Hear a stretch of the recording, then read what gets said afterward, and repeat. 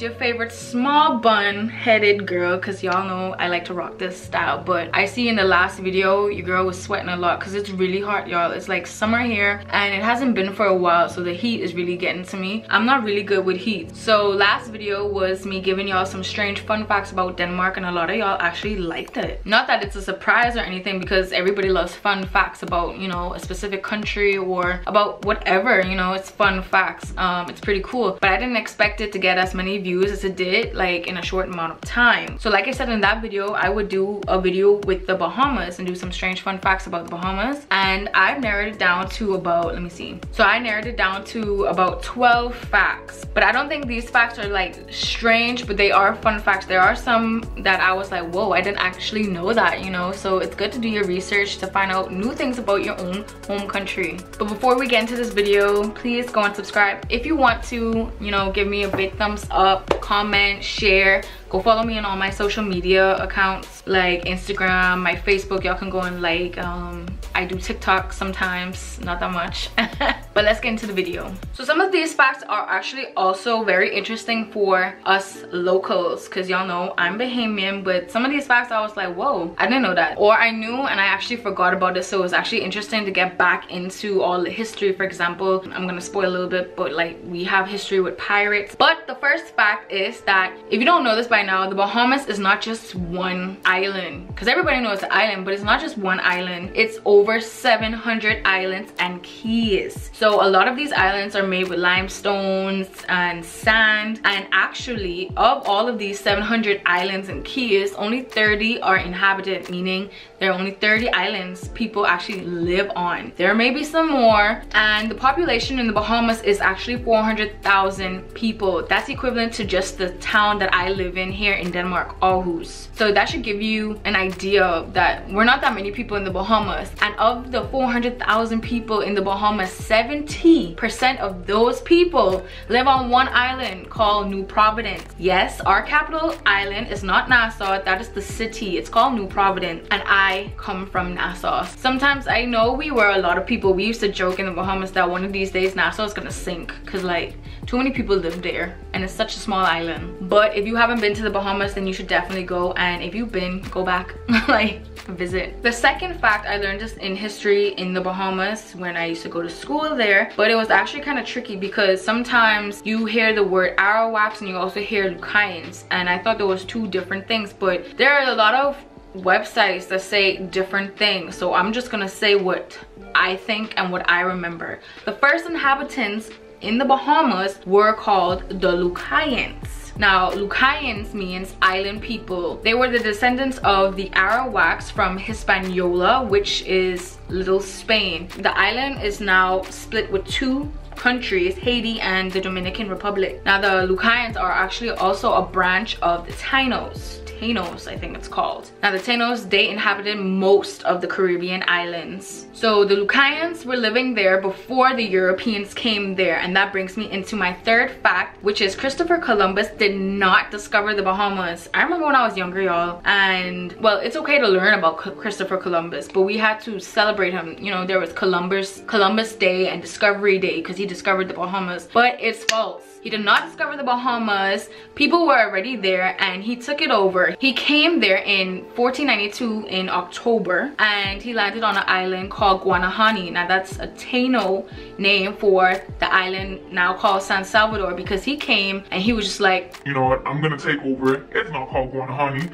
it's called San Salvador. And basically took over. Now there's some dark history with that. Again, I can always do a separate video about that. There's just so much dark history about Columbus arriving in the Bahamas and most likely other islands as well. So when he arrived, there were about 400,000 Lucayans. I don't know how people know this, but this is what I found out, and they were just so easy to target, you know, like they were island people, you know, they lived a peaceful life. There wasn't that much drama. So when the Europeans, Columbus came, they were just easy to take and enslave. So within 25 years, the Taino people were completely wiped out from diseases, hardships, and slavery. You can also visit a place in the Bahamas called Clifton Heritage Park. I've been, and it's actually really exciting because you get to see some of the remains of how they used to live. Also, the whole triangle slave trade happened in the Bahamas as well. So that's another bonus fact, but I can also get in depth in another video. So there are two myths to how the Bahamas became the name for this island. The Bahamas, or Bahamas, came from Spanish words Bajamar or Bahamar, which is actually cool because there's a new hotel in the Bahamas called Bahamar, which means shallow water or sea. Or it can also come from the Taino people, where they called it Bahama, meaning the big upper middle land. But I like the Bahamar, Bajamar, however you pronounce it, because it actually, you know, describes shallow water, because we do have some shallow waters in the Bahamas. If you watch Narcos or know about the drug lord Pablo Escobar, then you will love this fact. This is actually pretty cool. In one of our islands called Exuma, right off of a key called Staniel Key and Norman's Key, there is a sunken World War II military transport plane that is laying beneath the water. But this plane was owned by Pablo Escobar. So in 1978, Pablo Escobar had a smuggling point man called Carlos Later, I think that's how you pronounce it, who was to smuggle drugs from Colombia to America. So what they did was they made a stop in the Bahamas on an island, Staniel Key. Well, I say island, but they call it a key, so it's Norman's Key. And Pablo Escobar built a fortress there, you know, guarded by gunmen and guard attack dogs. And they made like a 1,000 meter long runway so they can land the planes, so they can, you know, refuel and stuff like that and rest. So as he built his fortress, he was also slowly trying to take over this key, you know, by purchasing land and stuff. So it's very like controlled and secretive. But the story goes, Carlos was not flying the plane, it was two other guys. Being such a small place and with only a minor landing strip and infrequent visitors, Staniel Key airport officials routinely would gather at the nearby bar with their radios on in case of an emergency. One night, a man called in on the radio line requesting help finding the dimly lit landing strip. As the minutes passed, his voice got more urgent and he began speaking more in Spanish and less in English, saying he was running low on fuel. As soon as officials got the landing strip lit with car vehicles, as they usually did for nighttime landings, the radio on the other end went silent. Officials feared he had run out of fuel before he could safely land. In the morning, a search party finally found the plane about 10 miles off of Norman's Key, sunken with 2 passengers still on board. It turns out it would have been impossible for them to escape the plane due to the space being packed to the brim with bales of marijuana.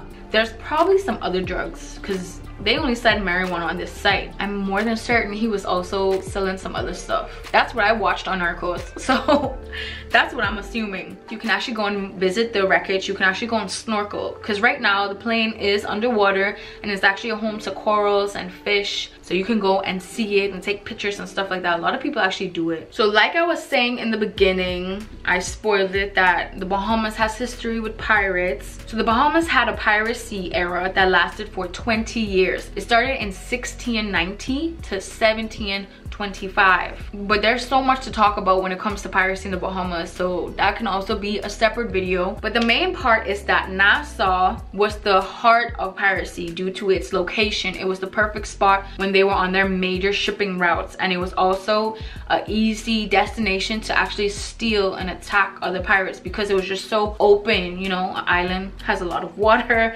but it was also a good defense place if you actually was living on Nassau and could actually take control of the island, because our waters, like I said with the Bajamar, we have shallow waters, so big ships couldn't actually sail in, meaning they couldn't take too much, you know, close to the island, meaning their attack was lower compared to if they were actually out in the water, because then they could use all their cannons on the ships and stuff like that. But a lot of pirates said that if they die, they do not want to go to heaven, they just want to go back to Nassau. And I thought that was pretty cool. I remember going to a museum, because you can actually go to Pirates of Nassau in the Bahamas and see the whole history of the piracy in Nassau, and I remember seeing that quote and I thought that was cool. Some of the most famous pirates probably have heard it in Pirates of the Caribbean. It was Edward Teach, also known as Black Bear. There was Jack Rackham, known as Calico Jack. There was Benjamin Hornigold, Henry Jennings, There was Stede Bonnet, who is known as the Pirate Gentleman. There was Anne Bonny, or Bonnet, however you want to pronounce it, and Mary Read. Now, Anne Bonny and Mary Read, they were actually two of the few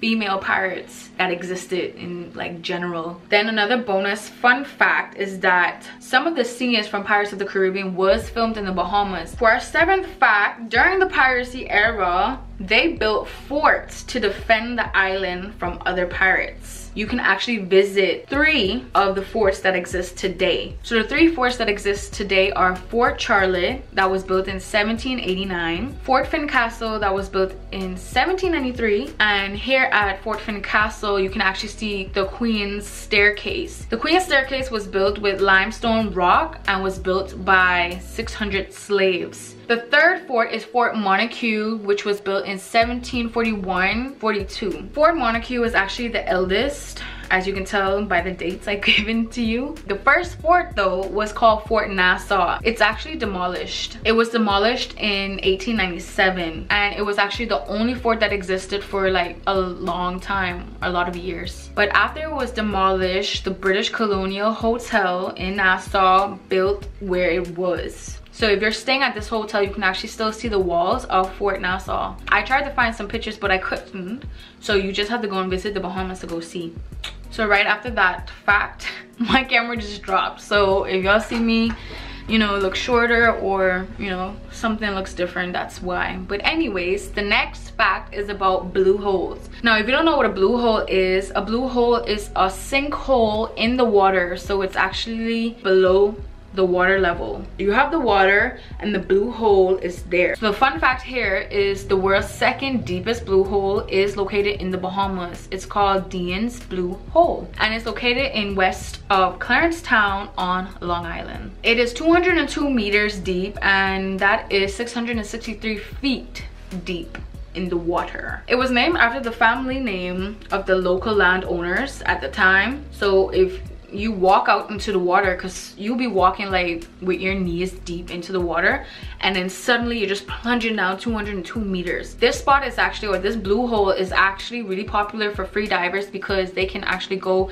and attempt some world records there. But some blue holes are actually dangerous, like they have some current that can pull, so you just need to be aware, talk to the natives, the people who live close by, and be sure before you just go hopping in any blue hole. I have swam in some blue holes, but now I'm actually more scared, because when I was younger I was a soldier. I wasn't scared of that much, but now I'm like sharks. Number 9, the Bahamas is not part of the Caribbean. I always thought this. The Bahamas is located north of the Caribbean. I can try and put a picture here so y'all can actually see the difference on a map. So both Bahamas and Bermuda are north of the Caribbean, but we do have connections with the Caribbean because we are a part of, or we are a member of the Caribbean community. And also the Bahamas is located in the northern Atlantic Ocean and not the Caribbean Sea. So geographically we are not Caribbean, but by heart we are. This is a fun fact, so maybe some Bahamians don't actually even know this. On January 17, 1977, it actually snowed in the Bahamas. So there was like this cold wave in Miami. You know, it was a cold winter since it's in January, and it was snowing in Miami. So obviously that came towards, or moved towards, the Bahamas. So this fell on a city called Freeport in Grand Bahama. I do not know if it actually snowed in other islands, but it did on Grand Bahama. But it was not accumulating, meaning it was not stacking up, but it was falling. There were snowflakes, y'all, on an island. 2 more facts. I don't know why I did that. If you know the great actor Sidney Poitier, he's Bahamian, but also American. So his family traveled back and forth between America and the Bahamas, specifically Miami or Florida, to sell products. And one of the weekends, Sidney's parents traveled there. His mom gave birth to him during one of their visits. And you know, if you're born in America, automatically you're granted citizenship. So through that, he became half American, half Bahamian. He also broke 2 records. He was the first black male to win Best Actor at the Academy Awards, and also the first Bahamian to win that award. He was an actor, activist, ambassador, and film director, but now he's retired. The last fact y'all. Now if y'all made it this far, comment some Bahamian flags right now, like 4, 5, 10, just a whole paragraph, whatever. The last fact, y'all, Atlantis. Everybody knows the story of the lost city of Atlantis. Now, there was a hotel made based on that myth in the Bahamas. The first one ever was made in the Bahamas,